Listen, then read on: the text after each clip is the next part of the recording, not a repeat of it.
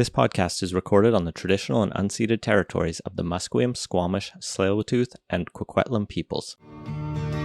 British Columbia, I've seen your mountains high, seen your pretty rainbows and your blue crystal skies, watched your winding rivers as they flow around the bend. To me you're not a stranger, you'll always be a friend.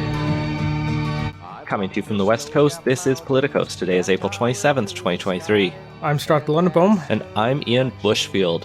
We have some content for today's show, not a lot. Before we even get into that, just like a pre-recording apology, I had a day. My infant, my 1-year-old, napped while I took him for a walk, which he's been doing because he's been waking up at 5 or 6 a.m. or earlier every day. Yesterday was 4 a.m. Today was 6. It felt like a sleep-in, actually, compared to 5 or 5:30. But he napped too much in the stroller, so when I went to put him down for his proper nap, he just screamed for 20 minutes as I tried to comfort him. He's also got molars coming in, and I take it that doesn't feel good.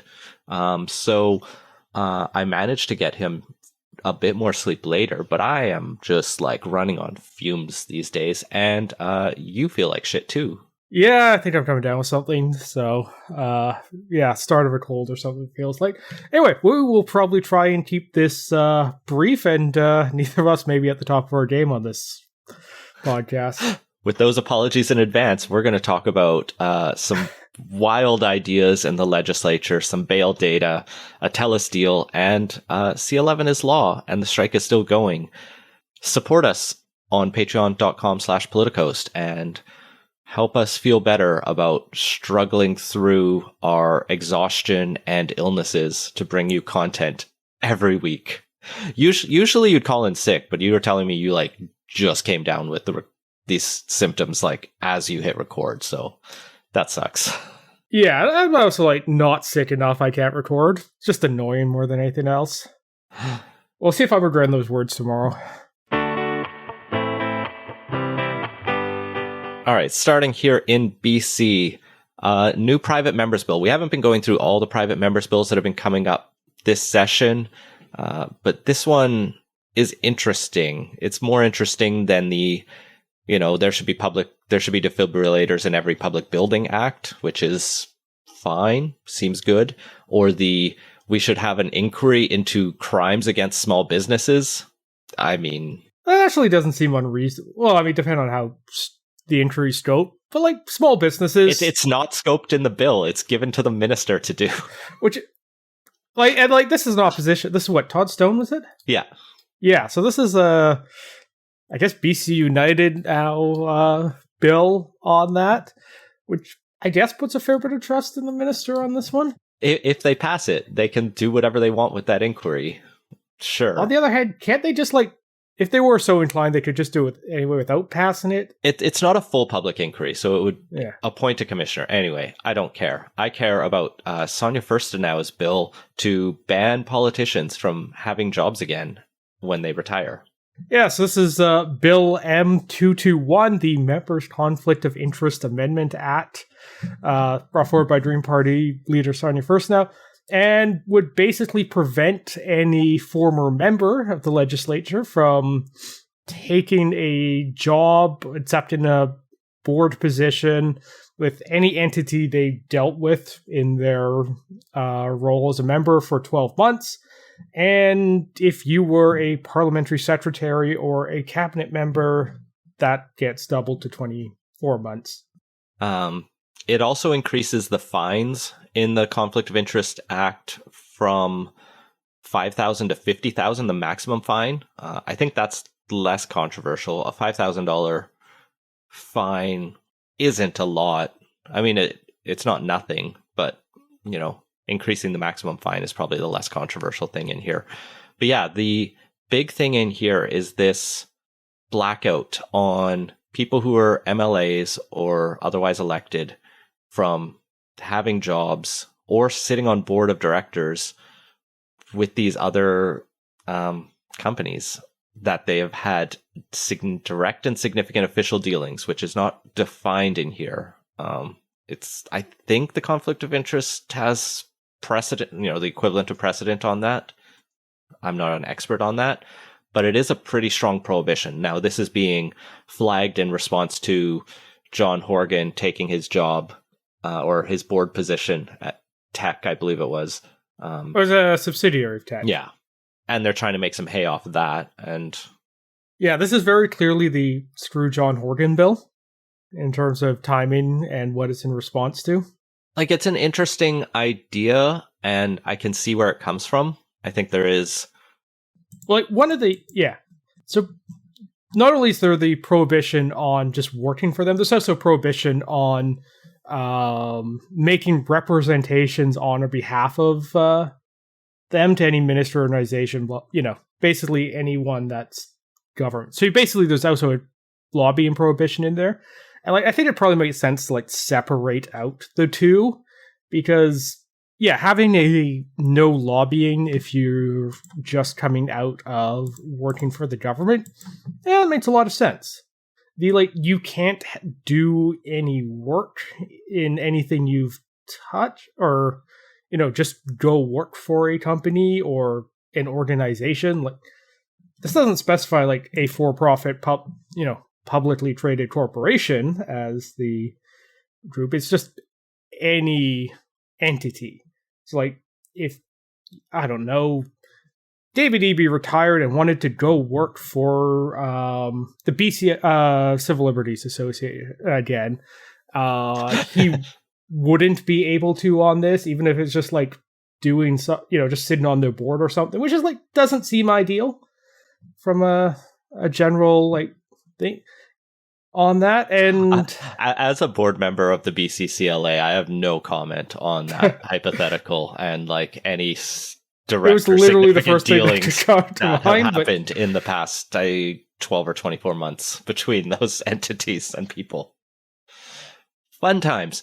But yeah, I think there is a frustration, and it is a real one in the public, with a seeming at times revolving door between people in public policy and people lobbying and connected to it. And even within organizations, you can say, oh, well, this person can't do lobbying, but they can still work there. And it's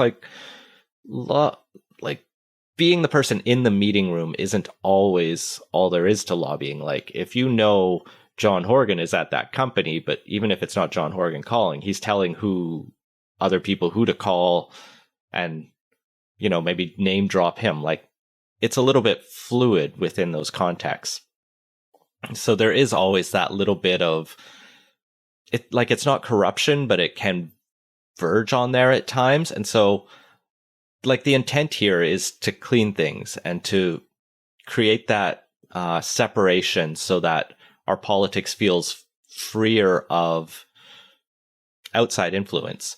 Now, whether that's corporate influence or even activist nonprofits, I think credit to Sonia First now for not discriminating, because, I would have usually seen her or the NDP pitch this in a way of you can't go take a corporate job. Well, now you can't go take a union job either, if that union has lobbied you or, had dealings. This isn't going to become law, obviously. No, it won't. Unless the BC Greens form the next majority government. What was a little bit wild is some of the first stuff go crazy.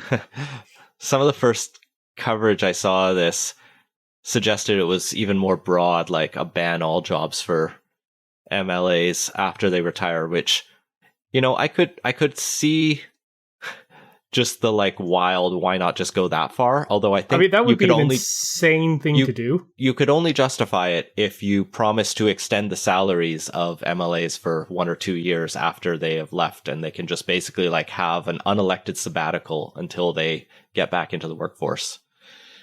It would still be unappealing to many, but it would at least be a cushioned off-ramp. The bill, I'll credit her for the thought that went into this, because there is an exemption as well. So an individual can ask the commissioner for an exemption to that proposal above to ban you from working or being on boards. If you can pretty much make a good argument that it's in the public interest that you have the job versus that you don't have the job. So maybe you were very active in the community and you talked a lot with a social service agency, and coming out of there, you're like, I want to get involved in that social service agency because, you know, we work together a lot and I think I could make a difference building homes or something. And maybe the commissioner looks at that and goes, yeah, this isn't going to create a conflict. But then they have to announce that you've gotten that job on the website. So at least there is like a caveat to this system. Yeah, but like nobody but the reporters are really going to check that website, and if you're retired, so what? Is that not actually a disincentive really on that? But like the thing I can see is, you know, if anyone's a major employer in someone's riding, like that does significantly limit career prospects afterwards, and that's not always great. Like, you know, particularly if there's just like random backbench MLAs that, let's face it, have basically no power in the current system.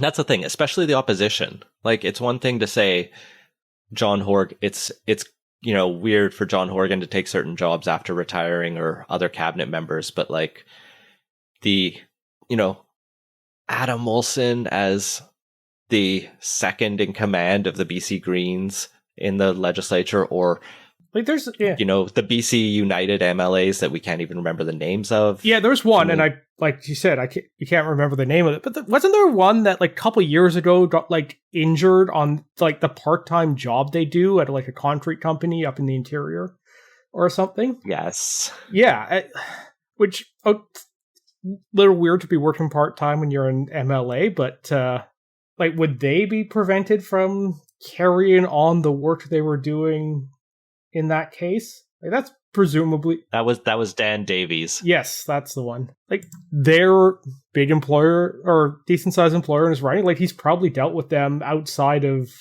just the fact that he worked for them. This is getting increasingly weird with this example, but like, no, but it brings up an important point. Like, we should, if we're gonna worry about MLAs taking jobs after, I think we should first worry about the jobs MLAs have right now. Yeah. That aren't, like, we're not in the day where I'm reading a history of Vancouver book and it's like such and such a person was a senator and then they decided to also run for mayor of Vancouver. And you're like, that seems like a split loyalty. There were lots of people who were like federal politicians and municipal ones at the same time. And municipal is a little different, but, you know, provincial and... Well, even municipally, like, there's still kind of the expectation that, like, council members are kind of doing this on a part-time basis, and, you know, a bunch of them carry on other stuff, even though, like, practically speaking, there is probably pretty close to full-time workload, if not more, just on the council stuff here in Vancouver. But yeah, MLAs and MPs today at very least don't need part-time jobs. And yeah, that's the weirder thing for me. But also, like, it's an yeah. We also want, you know, politics to be broadly accessible and for people kind of from all backgrounds to feel comfortable running. And that also means your politics career has to be something that is there for them afterwards. And I think we should be careful about layering on too much stuff, particularly because, I mean, politics already sometimes comes with, you know, career limiting prospects just because being a public figure involved in like a bunch of potentially controversial decisions and like just a general level of political polarization that's taking hold in Canada. Like, there are already ways that going into public service as an elected representative is career limiting if you're not, you know, going to be a lifelong politician. And like, maybe we don't want to be furthering that, just as we also want to make politics broadly accessible. Indeed. And like, sorry, yeah, the thought just also crossed my of like, there are Indigenous MLAs who get involved and like may want to go back and work with their respective nations, and presumably they will have had direct dealings with them as an MLA, and like you get into a bunch of weird cases like that. Sorry, Ellis Ross, you cannot go back to being an elected councillor of your nation after this, or even just like working in a non-elected capacity. For that, like that doesn't seem ideal. Maybe those are the special exemptions. Like, I'm glad they brought this forward as a private member's bill for the discussion and debate, even if it's not one I'm 100% sold on. I think there is a value to the Conflict of Interest Act for MLAs. Obviously, we see what happens when they don't have it in the Supreme Court of the United States right now, or have any conflict of interest rules. It can go too far, though, and this is probably edging on too far. The other thing people are arguing has gone too far for the past few months is whether the reforms made at the federal level to bail policies have gone too far, and now we have useless data, according to themselves, from the BC Prosecution Service about preliminary bail data from earlier this year. I say useless because they say it's a relatively small size of a data sample and the limited periods that no clear conclusions can be drawn. That hasn't stopped many politicians from drawing clear conclusions from the data that has been released. So what we have here are data about bail hearings collected during 7 weeks in late 2022 and early 2023, both before and after the provincial government implemented a revised bail policy. This represents about 300 to 400 bail hearings a week over that period, and that's of roughly 600 to 700 accused files dealt with. So basically, there's a bail hearing in about half of the accused files being dealt with, and then we have a little bit of detail on this, and most notably, it breaks down into how often bail is granted when the prosecution seeks it. Yeah, so they break it down into a few different categories, such as where there's a violent offense involved or a breach of conditions. So like when someone's arrested, the police can let them go with conditions, and oftentimes when they're caught in breach of those, then there becomes a bail hearing on that, as well as kind of ones where there's overlap. So they break it down by at least one file dealt with a violent offense and at least one breach, etc. on that. The rates vary a bit, but as you were saying, the minority of cases, bail's actually, or detention order was granted in these cases. And the general rates seems to be somewhere between a third to half, depending on the category, is when the prosecution service is seeking a detention order. This data's a bit frustrating to me. Like, we're both data nerds. We love numbers, good stuff. What is weird about this to me is it kind of comes out of nowhere. As far as I can tell, there have not been releases from the BC Prosecution Service on bail data in the past, ever. And so this is kind of just suddenly like, and here is what bail is doing over this 7 weeks. And I have no context. Like, I don't know if the federal government's policies increased or decreased rates, because this only deals with like before and after a provincial change. And it seems like that provincial change didn't make a big difference, but it's, as they say, too early to tell because we don't have enough data here. Yeah, it would be definitely useful to see a comparison period before, I think it was what, Bill C-75, I think was the bail reform one. Because that's the one that's actually like drawn a lot of criticism in terms of the net effect on it. But yeah, this without a comparison point is a little hard to say. I mean, the main thing we can draw from this is that in cases where there is someone who has breached their conditions of release or has been charged with a violent offense, the vast majority of the times they are not held before trial, but that only tells you so much. Yeah, these are like just raw numbers on how many times were granted versus weren't, and we don't know anything about the whys other than like the types of cases. So like we don't have a good sense of whether like is the prosecution just bad at making its case that these individuals would represent a serious risk if they were granted bail. Like underlying all of this is the presumption of innocence. Like just because you have been arrested does not mean you are going to jail in our system. It means they have a reason to think you did something, but they still have to prove it. And that's why bail exists. Mm-hmm. But like at the same time, there have definitely been cases where, and ones that have gained a fair bit of attention, where someone has been arrested during the process of committing a crime or shortly after, and in the subsequent reporting, they've like, been on bail pending another charge and stuff. So there is becoming a general concern around whether or not the balance is being correctly struck between public safety and the presumption of innocence on this one. So this is a starting point on that. It would be nice to have a little more data to better get the sense of where if the balance is off. Well, and the other part that's frustrating to me as I like think through these issues is like part of the challenge is if you have someone out on bail, it's like how long do you have them out on bail before their trial? Is it a day? Is it weeks? Is it months?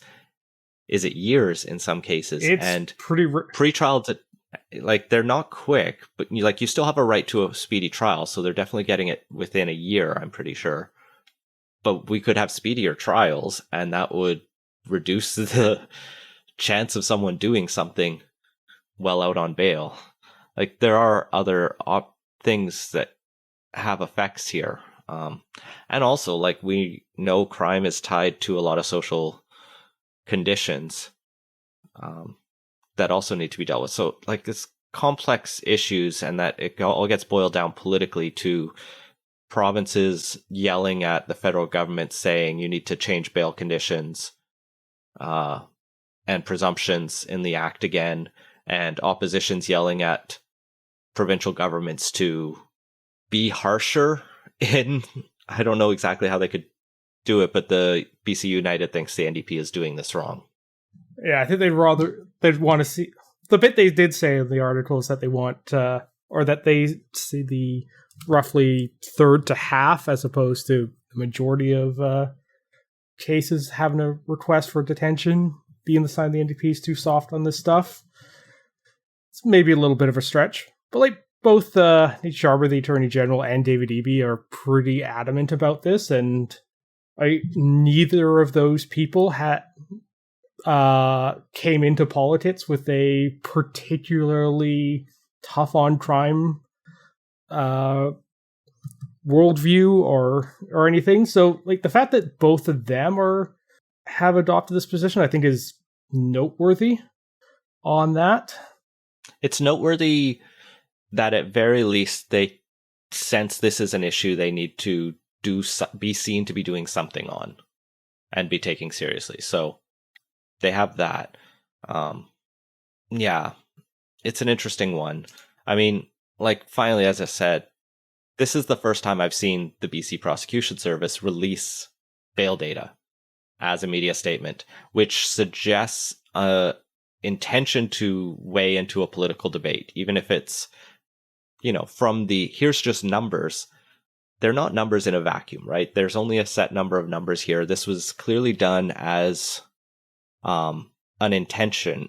This was intentionally. They mentioned somewhere in here that they had to manually collect this data. So I don't know if this was a direction from the government or of their own accord, but it's bordering on a politicization of the prosecution service, or at least their willingness to engage in politics. I mean, perhaps, but like also, this is probably the stuff that like, yeah, maybe they haven't released this in the past, but might not have been the worst thing if they had in the past on that. And maybe this is just something we will see regularly going forward. To be clear, I would love if the BC Prosecution Service and many services released a lot more data regularly. But if we know one thing about this provincial government, they don't love releasing data. They don't have a good track record with that. Neither did the previous one, but that just, puts up my spidey sense of this isn't a full story, and that's frustrating. But maybe we can you FOI? I guess if it's difficult to collect the data, they wouldn't have it in the end. Anyway, speaking of not having the full story, we have a little bit of an update. I think we talked about this in the past, where the Medical Services Commission, this is the organization very few people have heard of that oversees the health insurance the public health insurance program here in BC. They were suing TELUS Health over the program they had to provide physicians to members of the public that included a premium service plan that in theory was only supposed to get you non-billable health treatments and advice. But it seemed like if you paid this plan, you got a GP, which you're not supposed to pay to get medical coverage in this country. Well, medical coverage that is covered by the public system. Yeah. So there was some conflict between TELUS and the government about what exactly this program was. The Medical Service Commission had sought an injunction to shut TELUS Health down in the province. This is something the BC Greens have been yelling about for a year as well. And TELUS has come to a deal with the Medical Service Commission, and we don't have the text of the deal or the specific details. We have some broad sense of it, though. Basically, what the Health Minister, Adrian Dix, is saying is TELUS is going to sever its program. So those things that can be charged back to MSP will be pulled out of the Life Plus bonus program, and those will just be TELUS Health. So your family doctor will still run through that if you signed up for that. But then the premium tier will be very clearly delineated as you sign up to Life Plus if you want to get referrals to, I guess, massage therapists and things like that aren't covered. Or mental health care. Yeah, win for the government on this one. Gives the Greens one less thing to attack the government on, and yeah, probably for the best. Yeah, the challenge underlying all of this, and I think a reason we didn't see the government move faster on this, and the reason they're probably happy with a settlement, is we have still a massive family doctor shortage that will take a while to fix, even if the new payment schemes work. And so you don't want to punish the people who signed up for this and are getting the doctors you need. And you almost need to be careful that you don't scare away the doctors who are signed up on there as well and have them leave the province, because we don't want to exacerbate the GP shortage. And so, yeah, a big win for the government to be able to, put this behind them and at least clear up that there is a way you can do e-health in the province, but it needs to delineate covered medical services from the things we don't cover for some reason. Sometimes legitimate, sometimes we just don't think brains and eyes and teeth are part of your body that matter. Although teeth are starting to matter federally if you're uninsured and poor, or at least mid or low income. And file the right paperwork. Of course, obviously you have to file the paperwork, Scott. Speaking of the federal government, let's jump over to quick takes. First up, let's talk C11. I feel like we did do a piece with Open Media last year about Bill C11. Can you remind people what this bill is and why people were mad about it. Yes, this is the online streaming bill that is the government's attempt to basically update the Broadcasting Act to, well, the 21st century and deal with the fact that a lot of media has moved online. The main point of contention is whether or not the bill is going to impact user-generated content and producers of that. Like in general, for streaming services, they're going to have to adjust their algorithms to promote more Canadian content, as well as pay into fund the CanCon production stuff on that. So yeah, it's basically taking the same system that we have for broadcast TV and trying to kludge it into a streaming service model. The big criticism around this centered on whether user-generated content, the stuff you and I post on, well, not Twitter anymore where we're not active, but Facebook or Reddit, potentially or even this podcast, whatever, is subject to the legislation. The Liberals have maintained it's not, but have been unwilling to support amendments that say that explicitly in the law, which makes a lot of experts like Michael Geist very nervous. That's a very sus way to go about things.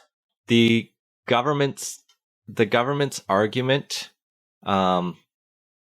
is we promise we won't do it, and the Senate, which passed it today, acknowledged they wouldn't do it in a note, and I'll come back to how they passed it in a minute. That the Liberals have given a public assurance that C11, quote, will not apply to user-generated digital content.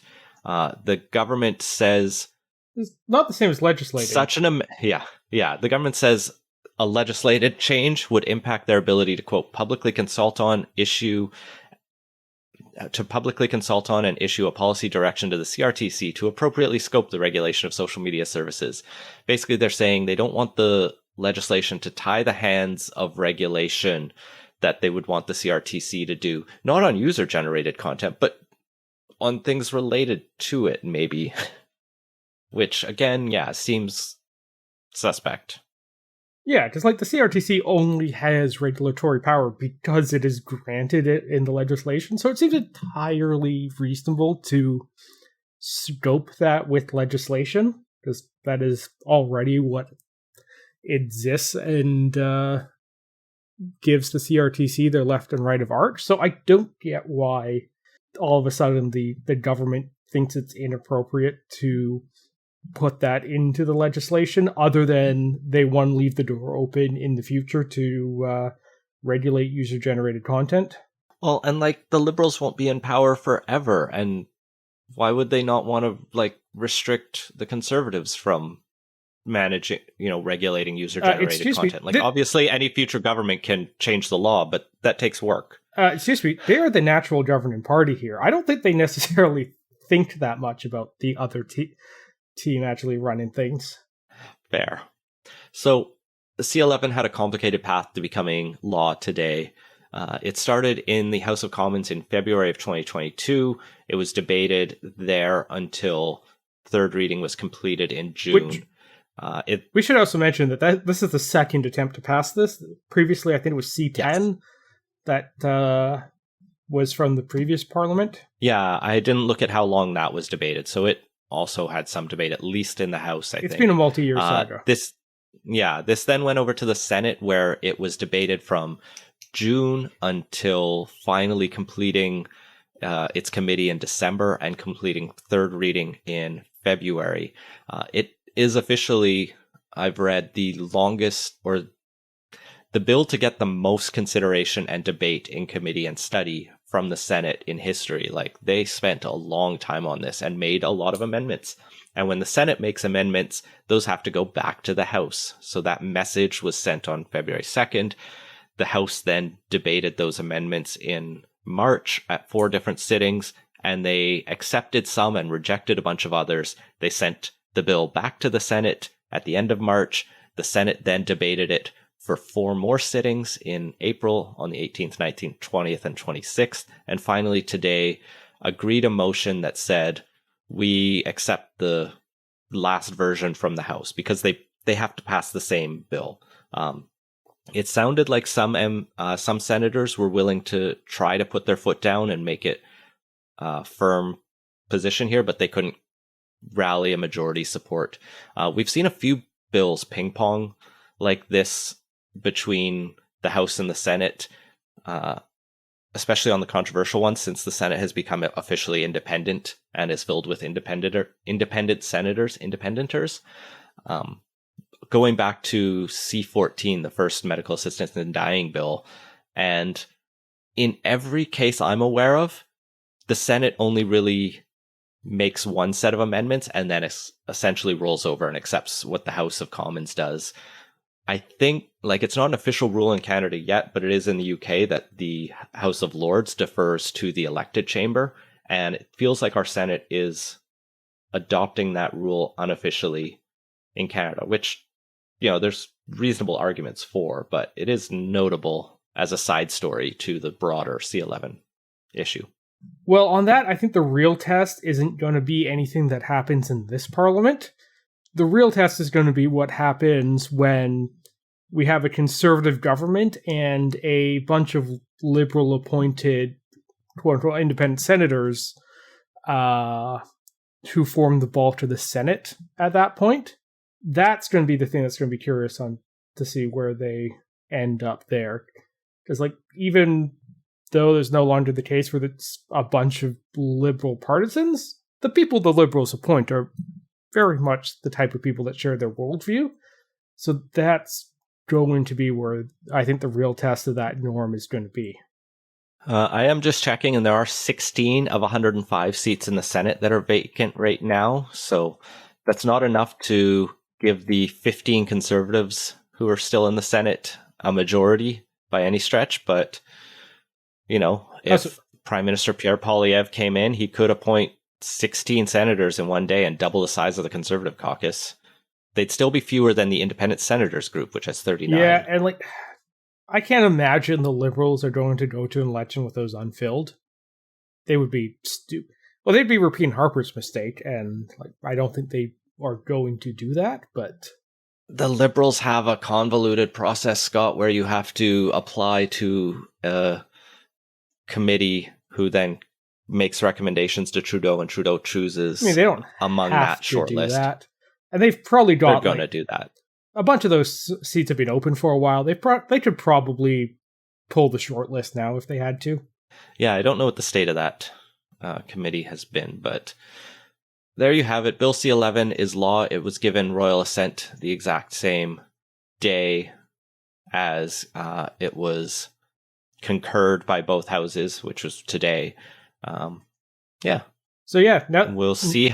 Well, I guess the next step is the CRTC to create draft regulations, those to then go to feedback and consultation. And, nothing has changed today, but in 6 to 12 months, probably, we may have the first implications of how the beloved CRTC will regulate the internet. And just how good that non-binding promise on the Liberals' part is.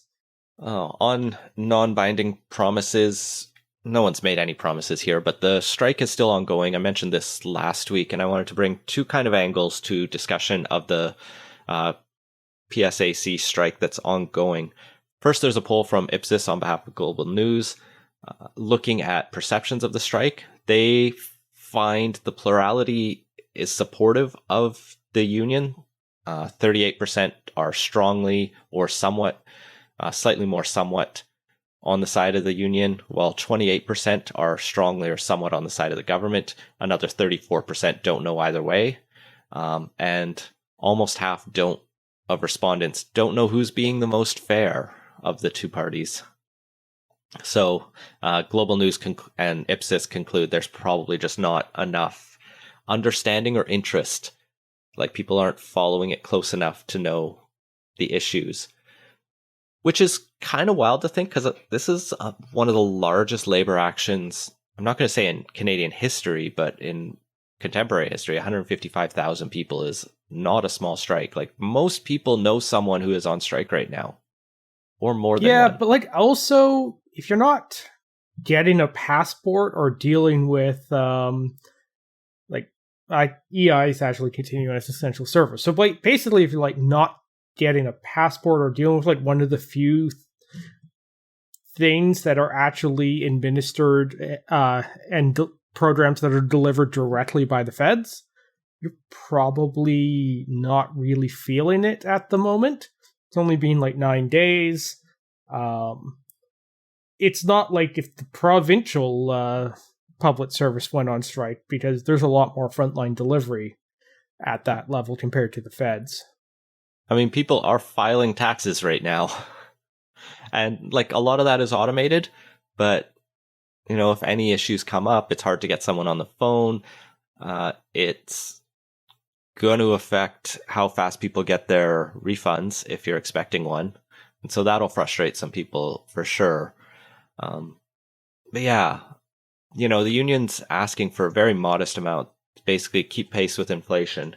And the government is saying, if we do that, it's going to cost us billions of dollars more, according to the parliamentary budget officer.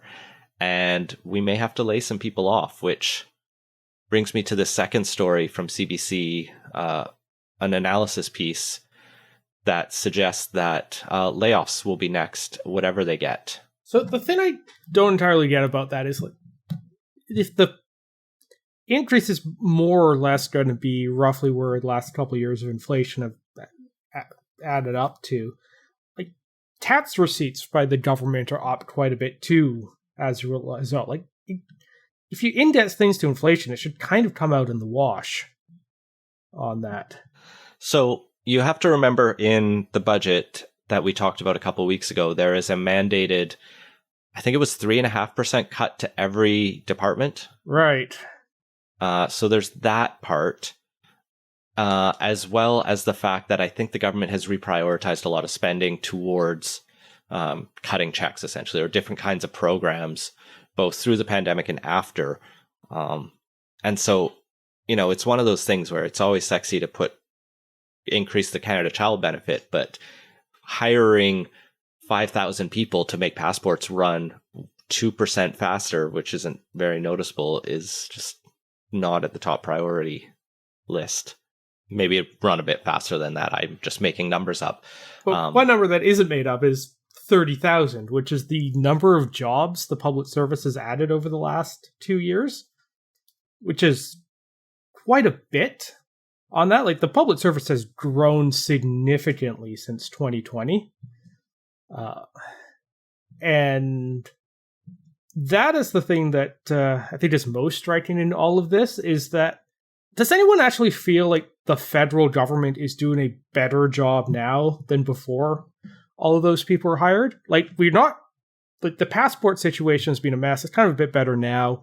But like, basic stuff hasn't been happening. I don't think we talked about this, but there was a story a couple weeks ago about how D&D isn't able to, like, process basic expenses for soldiers who are deployed in Poland helping train the Ukrainians. And we didn't send Kutsova when we deployed them, so they were told to purchase meals on the local economy, and more than 6 months later, none of those have been reimbursed. And like, stuff like that is like the most basic function. Like, every employer I've ever worked for has been able to, like, fairly quickly process a meal expense report and get that compensated with. It's like one of the most basic bureaucratic functions any organization that employs people can do. And like, that's not getting done. The passports weren't really working. It's like, all of this stuff has stopped working as effectively as it used to. But we also have a whole lot more public sector workers. Plus, a bunch of the pandemic programs turned out to just be outsourced, like Deloitte and the other management consulting firms and whatnot. So, like, it's a little unclear what all of this increased public sector employment at the federal government has actually amounted to. I mean, they're also surviving the ongoing mess up of the Phoenix pay system that we haven't talked about in a while. I was just Googling, and yeah, they're still trying to clean that up.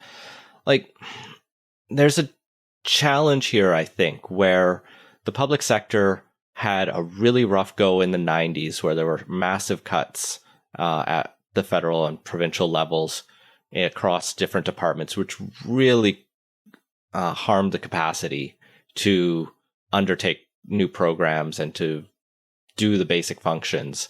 And I think they managed to trudge along for a while. And I clicked through to one of the CBC's other articles, and they have a graph going back to 2010, kind of showing a decline during the Harper era from, say, like 280,000 jobs in the public service down to like 255, 260,000. And then in the Trudeau era, it just kind of starts a trend line up after a couple of years where it's increasing year over year. And they say during the pandemic, it grew about 12% over the 2 years.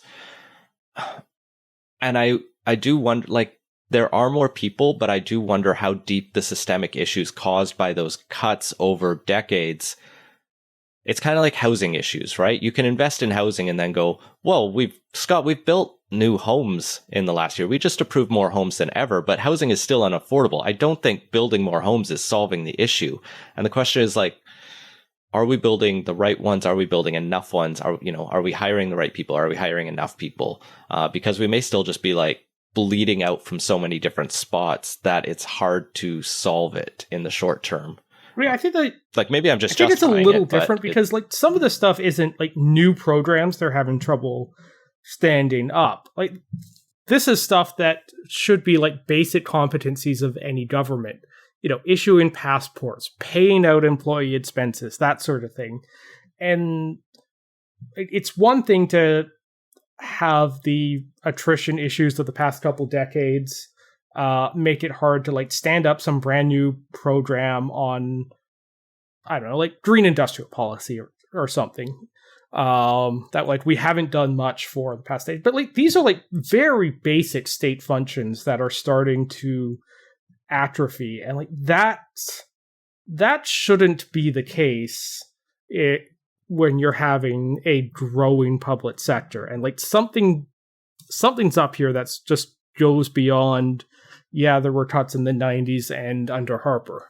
Like that was also quite a while ago. Like Trudeau has been running the show for, what's it, like 7, nearly 8 years now? Like at some point, just harkening back to the 90s no longer really cuts it as an explanatory method. Yeah. Oh, and I should also mention on the strike, we talked about the wage increases, but the other big sticking point is a desire to better grant flexibility around work from home. And that's a whole complex issue that I don't think we really need to get into, but I just wanted to make sure I flag that for completeness, and I'll keep paying attention. What's interesting, though, I think about the strike is so far we haven't seen any hint of movement from the federal government that they are moving towards back to work legislation, and whether that's because of their precarious status with the NDP or just a desire to not look like they're bargaining in bad faith. It's notable that we're over a weekend and still kind of slowly moving forward. No one seems defeatist about it yet. Like, it sounds like the sides are both optimistic a deal could be reached. Also, like, harking back to the poll, like, I don't think the Canadians are really feeling the pressure enough at the moment or having the frustration to really rally behind back to work legislation. So, yeah, I think it's going to have to get worse before things actually get to the point where the government's going to consider that. And like, they don't necessarily have any like natural partners to bring that forward with. Like, the NDP won't go for, I mean, the Conservatives. Well, yeah, but like the Conservatives are probably happier to let them twist in the wind, particularly when like the meta narrative that they have had for the past year is Canada is broken and, hey, nothing is getting done by the federal government because everyone's on strike because well, look at how much Trudeau sucks at keeping the public, keeping things running and getting a deal. Like, that's the thing that only helps the Conservatives sell that broader message that they've been running on for the past year. So, like, yeah, maybe there gets to be a point where they come in and try and bail out the government and on that one, but like, I can't see how they really have any incentive until things like get really broken and, goods are no longer being able to transit through ports because none of the, actually, I don't know if the customs people at ports are considered essential or not. But, that sort of thing where, like, there is actually a massive toll coming from all of this. And until then, they have every incentive to let this drag out and slam the Liberals for having it drag out. I will state the official Conservative line from Stephanie Kuzy, who is the Conservative Treasury Board critic, is that I'm not going to comment on hypotheticals. This rests on Justin Trudeau and his incompetent government. This was from CTV News a couple days ago. She was continually questioned and said, as long as they're at the negotiating table is a hypothetical, and as such we lay the blame with the Prime Minister. And so yes, exactly that. Vasi Kapilo said, okay, I'm just going to register that. That's not an answer to the direct question. And then I'm sure Conservatives yelled about the biased media attacking them for asking them questions directly. And that has been Playtoast. Find links to everything we talked about at playtoast.ca. Support the show and get access to our Slack channel at patreon.com/playtoast. Our intro music credit is Beautiful British Columbia by Serge Plotnikoff. Playtoast is a production of Legend Boot Media, and editing services are provided by CHLY 101.7 FM in Nanaimo. Thanks for listening.